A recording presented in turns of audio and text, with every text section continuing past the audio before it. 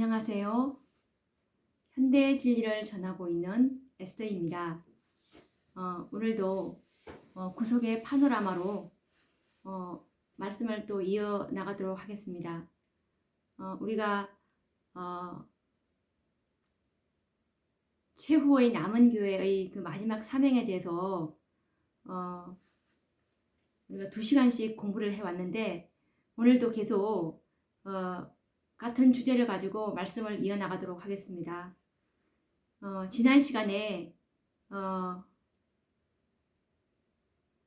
정말 교회를 통해서 그 하나님의 구속의 경륜인 하나님의 율법을 옹호하고 그분의 영광을 확립할 그 구속의 열매들, 그 14만 4천인의 그 열매를 바라시고 예수님께서 이 지상에 교회를 설립을 하셨는데요. 그래서 이제 그 교회가 그 최후의 대쟁투인 그 야곱의 환란을 이제 목도하고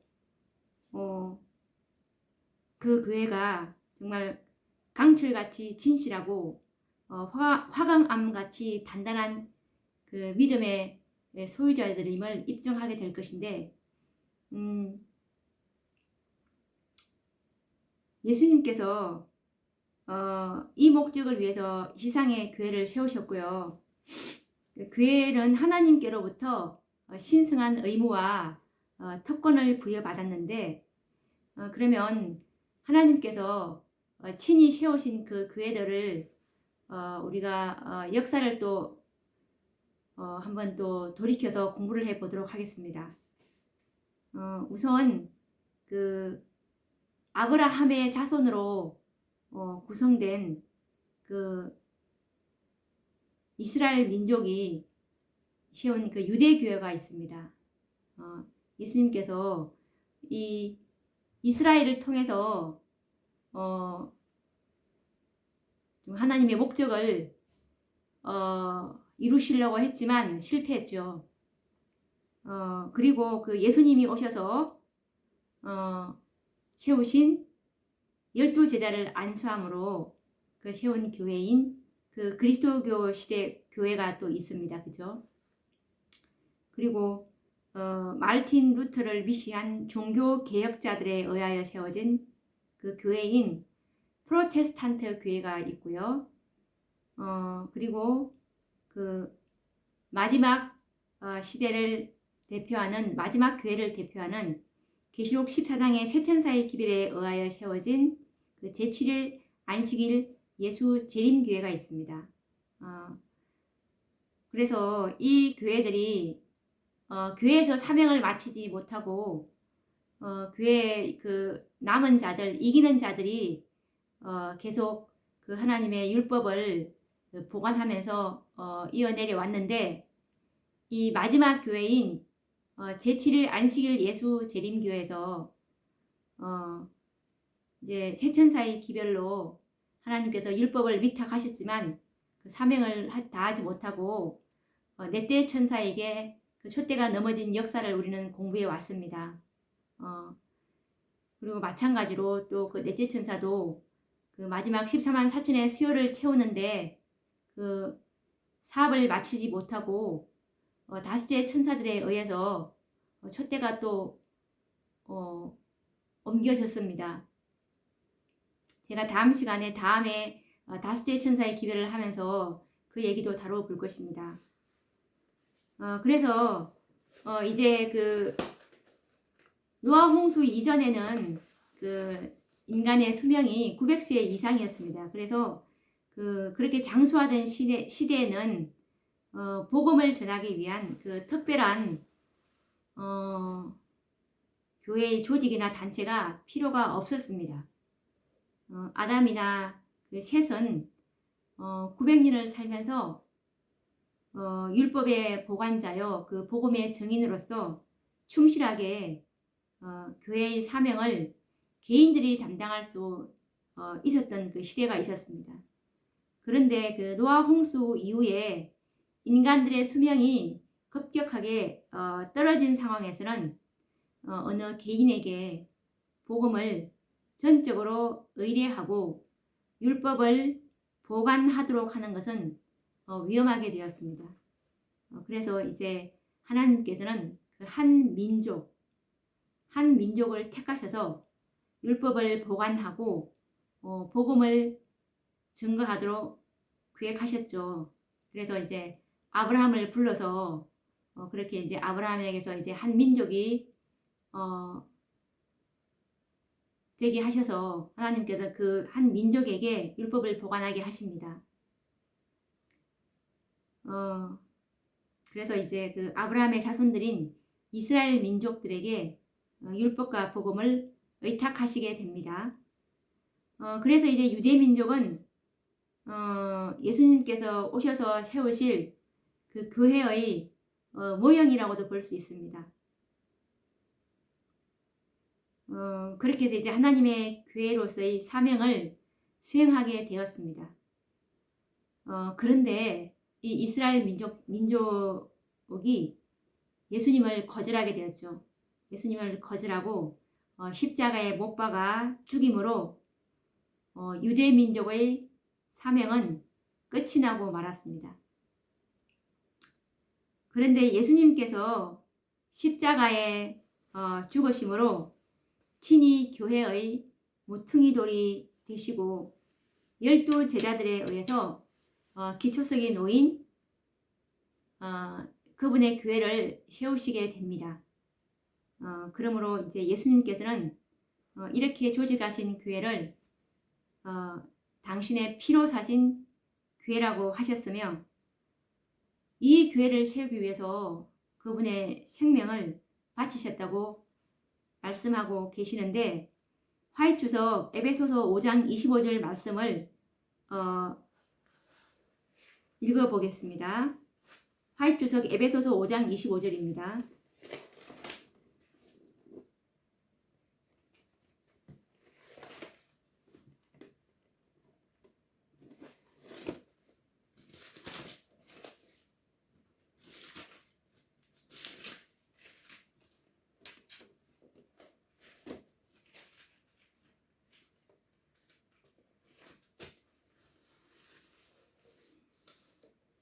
그리스도께서 교회를 사랑하시고 위하여 자신을 주셨다.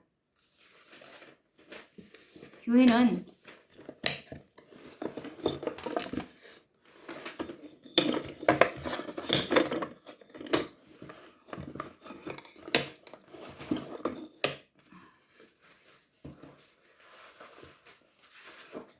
교회는 그의 피로 사신 것이다. 하나님의 거룩한 아들은 7 금촛대 사이를 걸어 다니시는 분으로 나타나 있다라는 말씀처럼 예수님께서 교회를 사랑하시고 위하여 자신을 주셨고 교회는 예수님의 피로 사신 것이라고 말씀하고 계시며 정말 이 교회에게 예수님께서는 음부의 권세를 이기는 능력과 권세를 주셨고 정말 하늘에 들어가는 그 열쇠를 맡기셨습니다. 마태복음 16장 18절에서 19절을 보시면 또 내가 네게 이르노니 너는 베드로라 내가 이 반석 위에 내 교회를 세우리니 음부의 권세가 이기지 못하리라. 내가 천국 열쇠를 네게 주리니 내가 땅에서 무엇이든지 매면 하늘에서도 매일 것이요 내가 땅에서 무엇이든지 풀면 하늘에서도 풀리리라 하시고 라는 말씀에서 정말 하나님께서는 이 교회를 통해서 궁극적으로는 사단의 머리를 부수고 이 지상의 사업을 승리로 장식하시고자 14만 4천을 계획하신 것입니다. 그래서 아가서 6장 10절 말씀처럼 이 교회가 최종적으로는 정말 아침빛같이 뚜렷하고 달같이 아름답고 해같이 맑고 기치를 버린 군대같이 어미한 여자가 되게 하실 것이라고 그분께서는 말씀을 하셨습니다.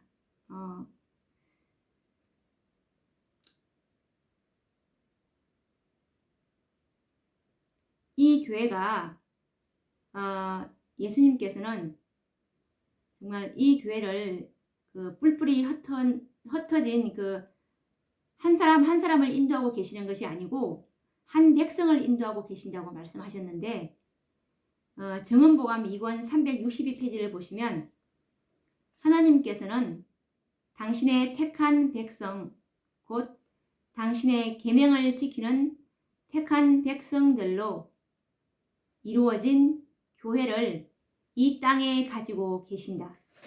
그분께서는 뿔뿔이 흩어진 분파들을 여기에서 하나 저기에서 하나 인도하고 계시는 것이 아니고 한 백성을 인도하고 계신다.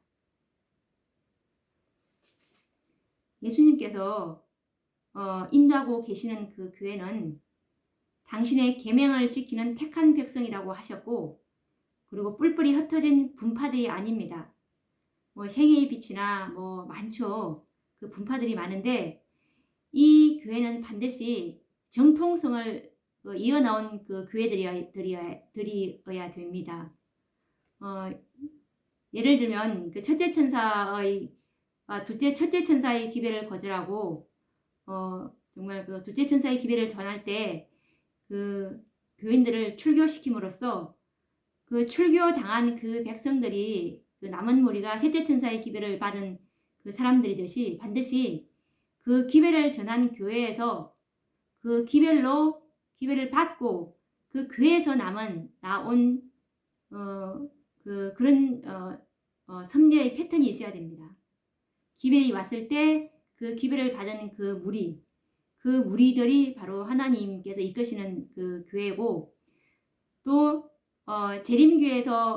재림교회에게 1888년 기별이 왔을 때 그 기별을 거절로 그 기별을 받아들인 그 백성, 그 교회에서 기별을 거절했기 때문에 그 남은 자들에 의해서 또 촛대가 옮겨지고, 또 마찬가지로 그 넷째 천사의 기별을 받은 그 교회에게 기별이 왔을 때 또 그 기별을 받은 남은 무리가 또 나와서 이렇게 또 촛대가 옮겨진 것처럼 하나님은 항상 이런 식으로 일을 하십니다. 그래서 어떤 개인적인 감정에 의해서 교회를 나가거나 이런 그런 분파가 아니라 교회적으로 어떤 사건이 꼭 있습니다. 그렇게 하나님께서는 그렇게 일하신다는 것을 우리가 하나님의 말씀을 이렇게 연구하다 보면은 하나님의 일하시는 그 원칙이 있습니다. 그래서 그것을 우리가 잘 찾아야 됩니다. 그리고 살아계신 하나님의 지상교회와 하늘교회는 하나로 연결되어 있는데요.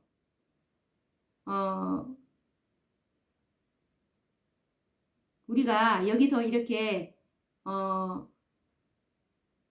아직 우리가 하늘에 들어가지는 않았지만 이 지상에 살면서도 정말 세상과는 분리된 하늘을 향해서 늘 가고 있는 그 재림 성도들이잖아요. 그래서 이 하늘에서는 이 성도들을 정말 하나로 보고 있는데 교회증언 6권 366페이지를 보시면 이 땅에 있는 하나님의 교회는 하늘에 있는 하나님의 교회와 하나이다. 이 땅의 신자들과 한 번도 타락하지 아니한 하늘 존재들이 한 교회를 이룬다. 하늘의 지적 존재들은 지상에서 하나님을 경배하고자 모이는 성도들의 회집에 관심을 기울이고 있다. 이 땅, 곧 바깥들에서 그리스도를 위하여 증거하는 소리를 하늘 안뜰에서 그들이 듣는다. 여기를 바깥뜰이라고 그러고 하늘을 안뜰이라고 그럽니다. 그래서 정말 이 땅에 있는 하나님의 교회는 하늘에 있는 하나님의 교회와 하나로 이렇게 말씀하고 계십니다. 이와 관련된 증언의 말씀이 증언보감 3권 32페이지에도 있는데 읽어보도록 하겠습니다. 지상의 교회는 위에 있는 하나님의 교회와 하나이다. 땅 위의 사자들과 결코 타락한 일이 없는 하늘의 존재들로 한 교회를 형성한다.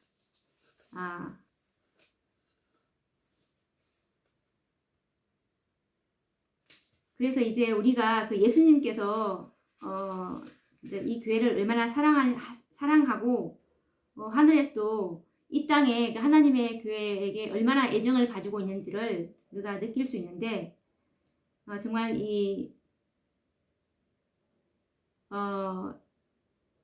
기별이 왔을 때 이 기별을 거절하게 됨으로 인해서 정말 교회로서의 사명이 끝나고 정말 하나님의 그 사업을 수행할 그 기별을 받은 자들에게 이것이 위탁되게 되는데 그런 것들을 좀 더 자세히 연구를 해보도록 하겠습니다. 유대 교회는 그 아브라함의 혈통이잖아요. 그래서 하나님의 약속과 축복받은 백성들로서 한 민족을 구성하고 있었습니다. 이 지구의 중심이요 젖과 꿀이 흐르는 그 가나안 땅에 살면서 온 세상에 복음을 전하며 하나님의 거룩한 율법을 보관해야 하는 특권과 의무를 부여받았었습니다. 그래서 이제 그 유대 교회는 출애굽에서부터 초대교회의 스데반 집사가 순교당할 때까지 그 하나님의 교회로서 지상에 있는 유일한 교회였습니다. 그런데 왜 유대교회에서 진리의 촛대가 옮겨지고 버림을 받게 된 그 이유가 무엇인지 아는 것은 매우 중요합니다. 왜냐하면 이 마지막 교회를 우리가 찾아야 하니까요. 마지막 교회에 늦은 비가 내리기 때문에 늦은 비를 받지 못하면 야곱의 환란을 통과할 수 없기 때문에 늦은 비를 받기 위해서 그 참교회가 어디인지를 알아야 하는 것입니다. 그래서 정말 그 많은 사람들은 유대 민족의 타락과 온 나라가 우상 숭배에 빠지고 지도자들이 범죄한 사실을 열거를 하지만 이런 경우가 진리의 촛대를 옮기는 그 마땅한 사유가 되지는 않습니다. 이렇게 해서 촛대가 넘어가는 것은 아니지만 유대 교회가 예수님이 세상에 오시기 여러 세기 전에 만약 그런 것이 촛대가 옮기는 사유라면 이미 이스라엘은 벌써 버림받고 다른 교회가 이 땅에 등장했을 것입니다. 왜냐하면 우리가 구약 역사를 살펴봐도 그 이스라엘은 너무 자주 우상 숭배에 빠졌고 그리고 지도자들과 온 백성들이 그 범죄한 역사를 우리는 잘 알고 있습니다. 그런데 그때마다 이제 하나님께서는 버리지 않으시고 이방 민족들을 그 채찍으로 삼아서 이스라엘을 징계를 하셨고 지상의 유일한 교회로서의 특권과 의무를 그들에게서 거두지 않으셨습니다. 정말 수많은 배도와 타락 가운데서도 하나님께서는 이스라엘에 대해서 정말 오래 참아오셨습니다. 그러나 그들이 그리스도를 거절하였을 때는 그들 스스로 자신들의 운명을 결정짓게 됩니다. 그래서 정말 아브라함에게 약속하셨던 그 선민의 특권과 진리의 보관자로서의 특권을 상실하는 결과를 가져오게 된 것입니다. 그러나 유대인들이 그리스도를 십자가에 죽게 하였을 때 당장 이스라엘을 버리신 것은 아닙니다. 서기 34년 그 복음을 전하는 스데반을 돌로 쳐 죽임으로써 비로소 그 유대 교회의 사명은 끝이 나고 진리의 촛대는 영원히 옮겨진 바 되었습니다. 우리가 이 말씀을 좀 찾아보도록 하겠습니다. 이 말씀은 시대의 소망 233페이지에 있는데 읽어보도록 하겠습니다. 서기 34년에 끝났는데 그때 유대인들은 스데반을 돌로 침으로 복음에 대한 그들의 거부를 최종적으로 인쳤으며 라는 말씀이 있습니다.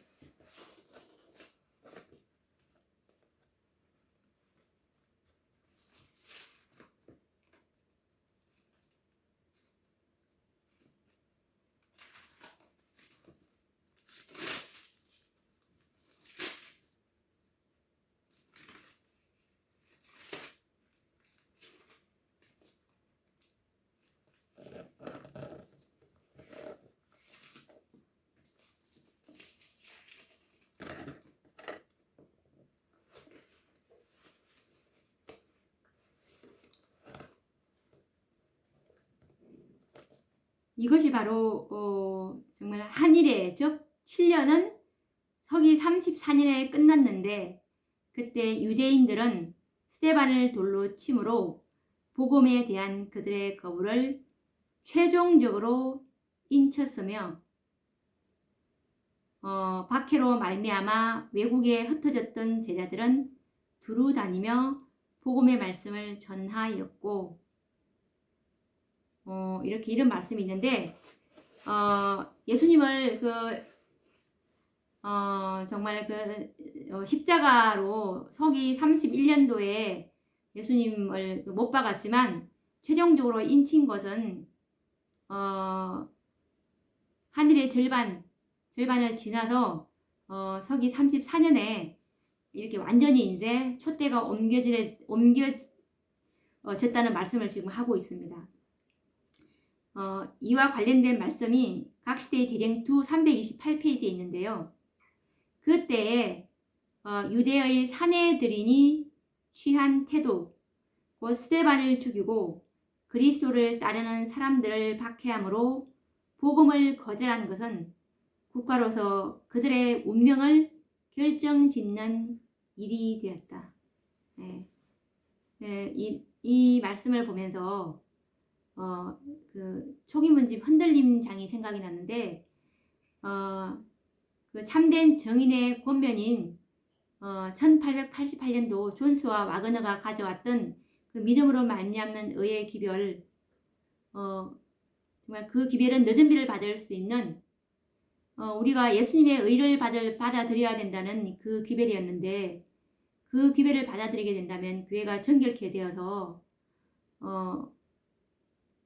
예수님께서 정말 우리의 정결 사업을 빨리 하셔서 2년 뒤에는 우리가 하늘에 갈 수 있는 적합한 품성으로 만들어 주셨을 것이라는 그 말씀을 보면서 그 권면은 그 기별은 넷째 천사의 기별은 기별 거절이 곧 교회의 운명을 결정했다는 그 초기 문집 277페이지 말씀이 있습니다. 그 말씀을 우리가 다시 한번 또 생각을 하게 됩니다.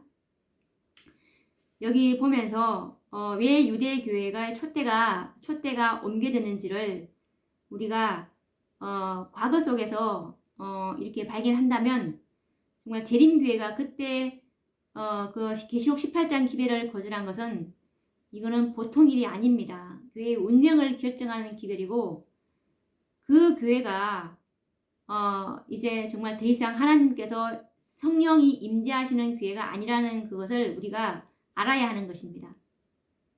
계시록 14장의 그 기별을 거절함으로 인해서 일요일 개신교회가 촛대가 옮겨진 것은 정말 이상하게 생각하면서도 자신들이 기별을 거절했다는 것은 거절했다는 이 역사적인 사실을 듣고서 정말 그렇게 무덤덤하게 받아들인다는 것을 그거는 좀 이해가 안 되는 것 같아요. 그래서 이제 그 교회가 하늘의 기별을 거절하고 그 기별을 전하는 제자들을 핍박하고 교회에서 배척하며 출회시킬 때 진리의 촛대는 그 교회로부터 이제 거두어진 바 되었습니다. 그래서 이제 하나님의 그 교회로서의 특권도 이제 거두어지게 됩니다. 유대 교회도 그리스도를 거절하고 진리의 말씀을 전하는 그 제자들을 배척하고 출교시켰을 때 유대 교회는 더 이상 하나님의 교회로서의 특권을 잃어버린 것입니다.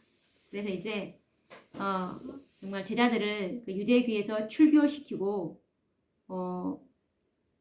그랬을 때 그 바벨론이 되는 것처럼 계시록 14장 천사의 그 기별도 그때 첫째 천사의 기별을 거절함으로 둘째 천사의 경고의 기별을 받은 무너졌도다 큰 성 바벨론이라는 그 기별이 바로 그 안에 있는 그 하나님의 그 성도들을 출교시켰을 때 바로 이런 선고가 내리게 되는 것입니다.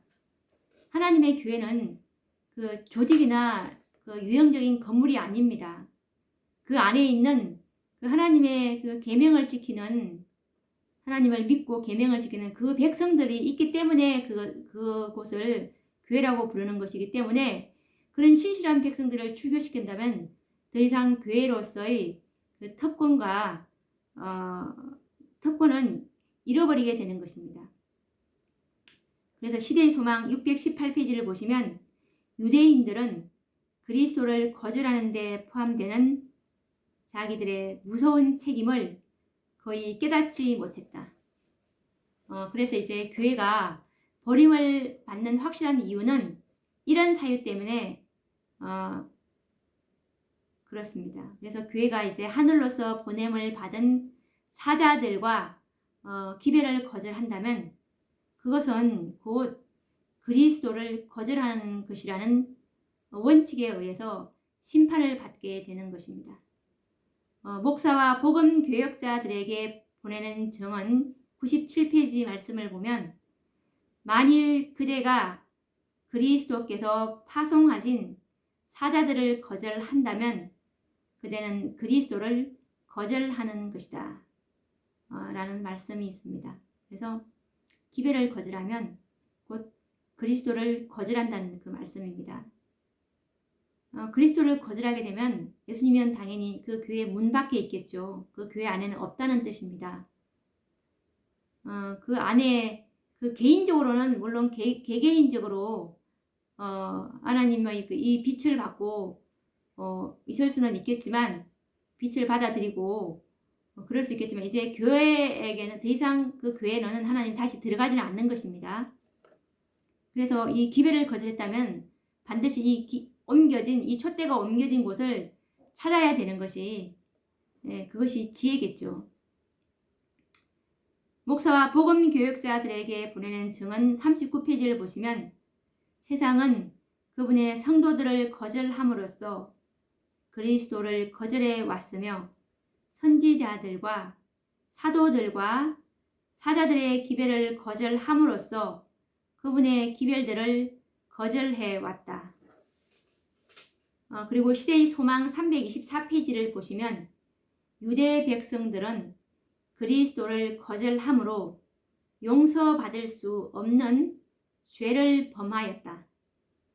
우리도 자비의 초청을 거절함으로 그와 똑같은 죄를 범할 수 있는 것이다.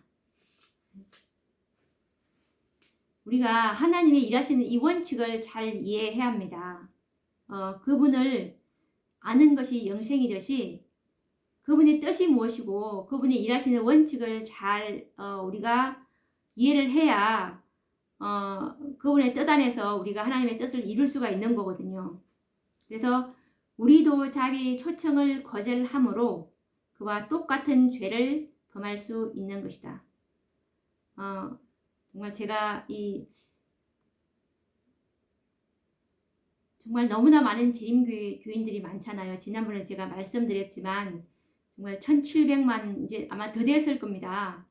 그렇게 많은 재림교인들이 정말 선민의식을 가지고 있고 남은 교회라는 자부심이 너무나 강한데 이 유대 교회가 예수님을 거절함으로 인해서 그들의 교회로서의 특권을 잃어버린 것은 잘 알고 있지만 자신들이 이 정말 하나님의 자비 초청 이 기회를 거절함으로 인해서 촛대가 옮겨진 것을 모르고 거기 앉아서 이것이 하나님의 전이다, 이것이 하나님의 전이다 라고 하시는 그분들을 볼 때 너무나 제가 마음이 너무 아파요.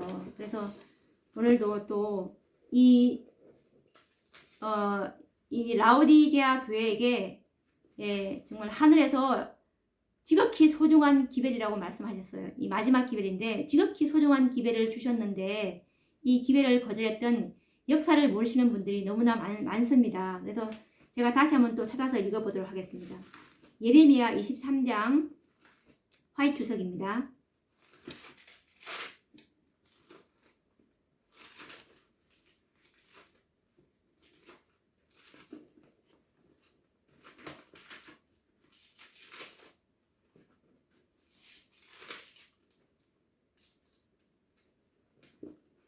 자, 우리가 아까 시대의 소망 324페이지 말씀처럼 우리도 자비의 초청을 거절함으로 그와 똑같은 죄를 범할 수 있는 것이다 라는 말씀에서 이 자비의 초청을 거절하는 것을 모르시는 분들을 위해서 제가 읽어보도록 하겠습니다. 예레미야 23장 5절 6절에 있는 화이트 주석입니다. 제목은 그리스도의 의를 받으라는 초청입니다. 이 초청을 재림교회에게 1888년도에 준 역사적 사건이 있습니다. 주님께서는 크신 자비를 베푸셔서 와그너와 존스 목사를 통해서 그분의 백성들에게 지극히 소중한 기별을 보내셨다. 이 와그너와 존스 목사는 1888년도에 재림교회의 그 대총회 때 1888년도에 미니아폴리스에서 대총회가 열렸습니다. 이 와그너와 존스 목사를 통해서 이 기별을 주셨는데 계속 읽어보도록 하겠습니다. 이 기별은 들리움을 받으신 구주, 온 세상의 죄들을 위한 희생 제물에 관한 소식을 세상을 향해 더욱 분명하게 드러낼 것이다. 그것은 보증물을 믿음으로 말미암는 칭의를 제시하였다. 그것은 백성들에게 그리스도의 의를 받아들이도록 초청했는데 이것은 하나님의 모든 계명에 대한 순종으로 나타난다. 많은 사람들은 예수님을 시야에서 잃어버렸다. 목사 92페이지에 놓은 말씀이기도 합니다. 이것이 바로 계시록 18장의 기별입니다. 계시록 18장의 기별은 계시록 14장의 기별과 다른 기별이 아닙니다. 계시록 14장의 셋째 천사의 기별을 잃어버렸기 때문에 셋째 천사의 기별로 살아계신 하나님의 인을 치는데 이 기별을 잃어버렸다면 어떻겠습니까? 그때 교회의 상태가 정말 그 100명 중에 한 명도 이 믿음으로 말미암은 의를 깨닫지 못했다고 정언의 말씀에 나와 있는데 정말 나침반도 항해 도표도 없는 그런 상태가 되었다고 재림교회에 대한 그 말씀이 그때 상황에 그 시대에 그 연도에 나와 있더라고요. 그래서 정말 하나님께서 이 교회를 정말 촛대를 옮기지 않으시려고 이 교회에서 하나님의 그 사업을 이루어 보시려고 이렇게 1888년도에 이 기별자를 보내신 것입니다. 그래서 예수님을 시야에서 잃어버렸기 때문에요. 그런데 이 교회가 이 초청을 어떻게 했을까요? 받아들였을까요? 받지 않았을까요? 당연히 받지 않았겠죠. 초청의 거절이라는 그 말씀이 바로 화이트 주석 예레미야 23장 5절 6절에 화이트 주석에 나와 있는데 읽어보도록 하겠습니다. 선입관념을 굽히고 이 진리를 받아들이기를 꺼려하는 마음은 주로 미니아폴리스 총회에서 E.J. 와그너와 A.T. 존스 두 형제를 통하여 주님께서 보내신 기별을 반대한 정신에 다분히 그 근거를 두고 있다.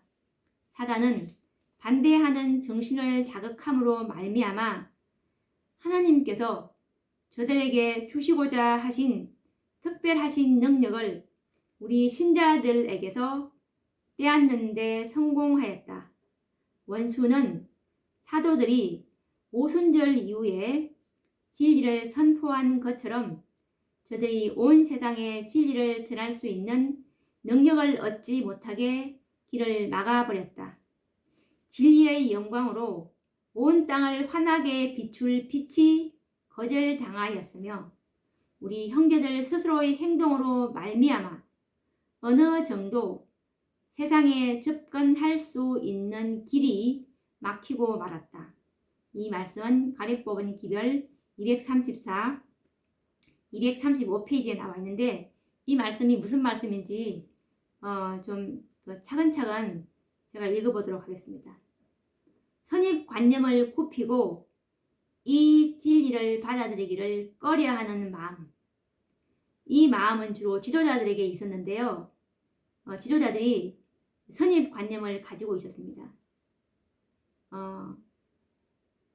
이 믿음으로 말미암은 의를 자신들이 잘 알고 있다고 생각했습니다. 그래서 이 진리를 받아들이기를 꺼려했는데요. 이 진리를 받아들이게 된다면 정말 율법의 표준이 낮아지고 율법을 경시하게 될까봐 두려워했다고 했는데 이 기회를 제대로 깨닫지 못해서 그런 것입니다. 그래서 그 당시에 재림교회가 정말 율법 외치면서 하나님의 계명에 대한 설교가 그 설교의 단상에서 주로 차지한 그 주제라고 했듯이 정말 우리의 그 품성 회복은 예수님께서 이루시는 것이지 우리가 계명을 지킨다고 해서 우리 스스로 우리 품성을 회복하는 것이 아니잖아요. 그리고 스스로는 또 계명을 순종할 수도 없습니다. 하나님의 의가 들어와야 우리가 계명을 순종할 수 있지 않겠습니까? 그래서 이 진리를 제대로 깨닫지 못했어요. 그래서 이것이 예전에 그냥 믿음으로 받으면 되지, 믿으면 다 된다 그러면서 율법을 경시하는 그 일요일 교회의 믿음으로 말미암은의 그런 정도로 이 기별을 받아들였어요. 그래서 다시 일요일 교회로 돌아갈까봐 그런 마음이 많이 있었습니다. 그래서 A.T. 존스와 E.J. 와그너 형제를 통하여 보내신 그 기별을 반대한 정신에 다분히 그 근거를 두고 있다. 그래서 그 근거가 그렇습니다. 그래서 그 기별을 거절하는 근거가 그렇고요. 그리고 사단은 그때 또 그 당시에 대총이 있기 전에 토론이 굉장히 뜨거웠는데 그 논쟁이 굉장히 많았어요. 그래서 정말 그 젊은 두 사자들 존스와 와그너가 이제껏 자기가 가르쳤던 그런 것들에 대해서 다른 의견을 내놓으니까 기분이 너무 상했어요. 자존심도 너무 상해서 너무 자존심도 상한 상황에서 이런 기회를 내놓으니까 그들이 선뜻 이 기회를 받아들이려는 마음이 없었습니다. 그래서 시기와 질투가 이들의 정신에 만연해 있다고 나와 있더라고요. 그래서 사단은 반대하는 정신을 자극함으로 말미암아 하나님께서 저들에게 주시고자 하는 특별하신 능력을 우리 신자들에게서 빼앗는 데 성공하였다. 이 말씀은 무슨 말씀이냐면 존스와 와그너가 보내는 그 기별이 믿음으로 말미암은 의 그리고 그리스도의 우리의 의라는 그 기별인데 우리가 믿음으로 이 예수님의 의를 받는다는 뜻입니다. 우리가 정말 원하는 자는 하나님께서 값 없이 예수님의 완전하신 품성을 우리에게 선물로 주신다고 하셨거든요. 그래서 우리가 그것을 정말 아멘으로 받아들이고 정말 하나님의 품성이 우리의 귀감이라고 생각하고 표대를 높이 세우고 최선을 다해서 우리가 노력을 할 때 정말 완전하신 품성이 우리에게 이루어지거든요. 그렇게 될 때 우리에게 늦은 비가 완전하게 되려고 할 때 얼마나 우리 속에서 그 정결하게 되고자 하는 그런 회개가 깊어지지 않겠습니까?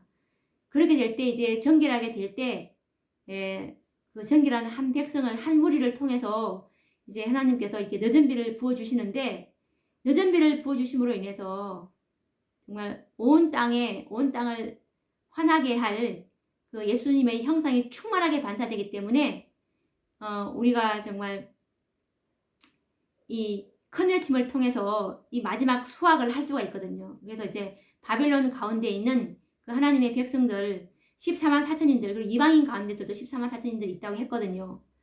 그들을 이제 최종적으로 수확을 하게 되므로 이제 그 하나님의 사업을 끝내시려고 1888년도에 하나님께서는 계획을 하셨습니다. 그런데 이 교회의 지도자들이 이 기회를 거절하게 됩니다. 그래서 이제 온 세상에 진리를 전할 수 있는 능력을 얻지 못하게 길을 막아버렸다. 사단이 왜냐하면 그때 그 기회를 받아들였더라면 사단의 운명은 끝났을 것입니다. 왜냐하면 14만 4천의 수요가 다 채워지면 이제 자신이 더 이상 이 지구는 통치할 수가 없거든요. 그런데 사단이 이때 얼마나 그 많은 사람들의 마음을 장악하려고 얼마나 정말 계략을 많이 베풀었겠습니까?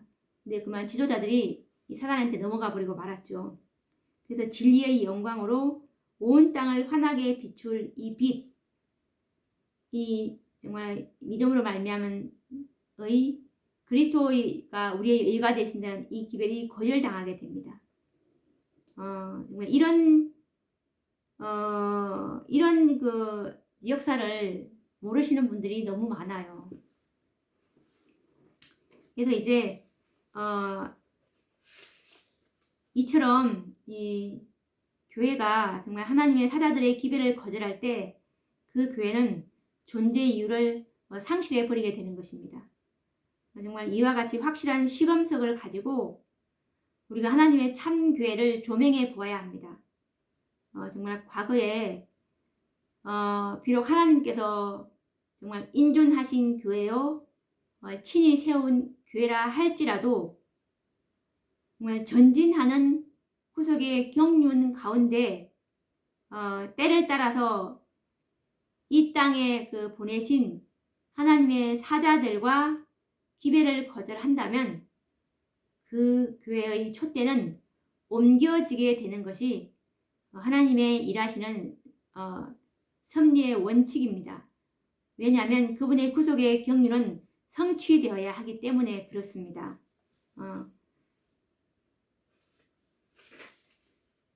그래서 이제 그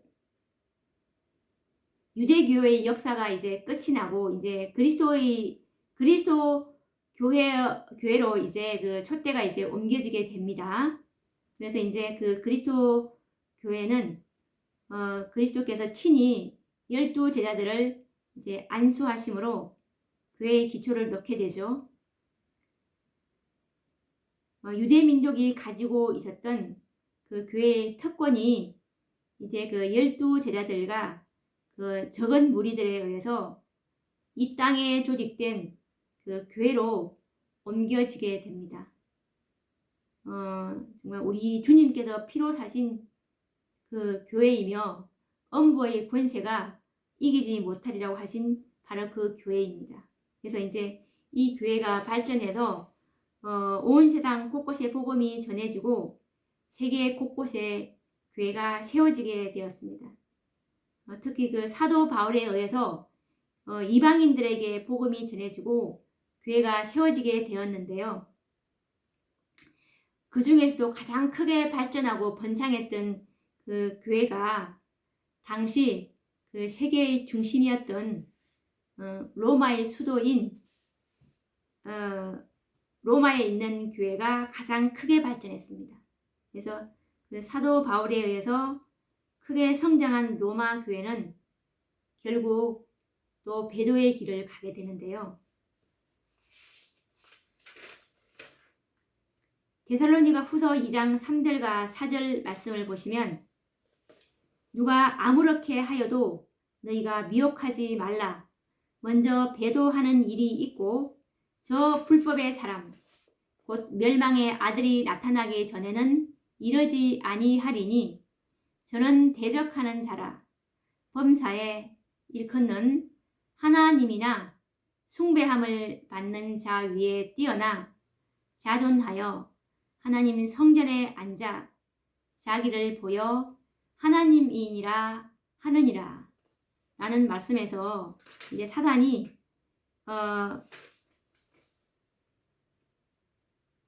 불법의 비밀인 정말 자신의 대리자인 로마 법왕권 속에서 이제 이 구속의 열매, 이 14만 4천인들의 열매를 나타나지 않기 위해서 이제 자기의 일을 서서히 시작을 하게 됩니다. 그 교회 속에서. 그래서 이제 1260년 동안 로마 교회는 신실한 하나님의 백성들을 핍박하게 되는데요. 그래서 진짜 하나님의 그 백성들은 왈덴서인들 같은 경우 그분들이 그 당시 하나님의 참교회였습니다. 그래서 정말 첩첩산중으로 도피해서 신앙을 계속 영위를 할 수밖에 없었습니다. 이 시대를 일컬어서 우리는 종교 암흑 시대라고 말합니다. 그래서 진짜 하나님의 충실한 백성들에게는 교회가 없는 그 무형 교회의 시대를 살아야 하였는데 하나님께서 보시는 그 교회는 로마 교회가 아니고 바로 이 정말 산중 속에서 이 진리를 고수한 이분들을 바로 참교회라고 각 시대 대쟁투에 보시면 나와 있습니다. 그래서 로마 교회는 배도했지만 로마 교회는 배도했지만 그들 자신은 하나님의 교회라고 주장을 하면서 이제 1260년 동안 계속 이끌어 왔었죠. 그래서 이제 하나님께서는 그 배도한 교회인 로마 교회를 대신할 그 유형 교회를 즉시 세우시지 않으신 이유가 있습니다. 왜냐하면 그 사단의 비밀, 곧 그 불법의 비밀이 공개되는 것이 구속의 경륜 과정 속에 있었기 때문입니다. 그런데 때가 이르렀을 때 하나님께서는 이미 배도해버린 교회에 당신의 사자를 통하여 하늘의 기별을 보내셨습니다. 이제 하나님께서는 그 사단의 그 통치 원칙이 성숙될 때까지 그것을 발전시킬 때까지 하나님께서는 그것을 보여줄 필요가 있었습니다. 그래서 사단의 이런 것들이 완전히 드러나야 되기 때문에 그래서 이제 섬길자를 확실히 선택할 수 있으니까요. 그래서 이 불법의 비밀을 활동할 수 있도록 1260년 동안을 이렇게 발전할 기회를 주신 것입니다. 그런데 이제 때가 이제 서서히 무르익기 때문에 이제 하나님께서 이제 1844년 성소 정결 사업으로 이제 그 추수할 열매의 때가 서서히 무르익음으로 인해서 이제 정말 이 짓밟힌 하나님의 율법 이런 것들을 서서히 이제 회복시키실 계획을 하고 계신 것입니다. 그래서 하나님의 기별자로 부르심을 입은 자가 누구냐면 배도한 로마 교회의 신부였던 그 마르틴 루터였는데 이 마르틴 루터를 하나님의 사자로 택하시게 됩니다. 그래서 진짜 하나님의 그 행정 질서는 하나님의 그 백성들에게 기별을 보내실 때는 항상 사자들을 통해서 하늘의 기별을 전하시는데 계시록 2장과 3장에 놓는 그 7교회를 주관하시는 그 원칙을 자세히 우리가 읽어보면 이런 사실을 확인할 수가 있습니다. 계시록 2장 1절과 계시록 2장 18절 그리고 계시록 3장 1절 14절을 보시면 항상 교회의 백성이 아닌 사자들에게 편지를 보내신 것을 우리는 유의해야 합니다.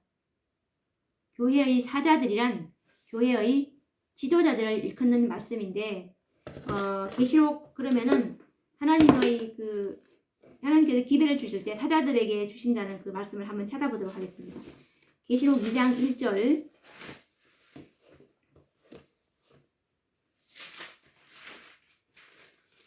계시록 2장 1절입니다. 에베소 교회의 사자에게 편지하기를. 그리고 계시록 2장 18절 말씀도 2장 18절이 두아디라 교회의 사자에게 편지하기를. 그리고 3장 1절 말씀을 보시면 또 사대 교회의 사자에게 편지하기를. 지금 7교회 시대마다 다 사자에게 보낸 겁니다. 그리고 빌라델비아 교회의 사자에게 편지하기를. 그리고 또 라오디게아 교회의 사자에게 편지하기를. 이렇게 하나님께서는 꼭 교회 사자들을 통해서 기회를 보내신다는 그 원칙을 또 우리가 오늘 공부를 하게 되었습니다. 또 시간이 너무 많이 지나가서 또 이 말씀을 다음 시간에 또 계속 이어봐야 될 것 같습니다. 그러면 다음 시간에 뵙도록 하겠습니다. 감사합니다.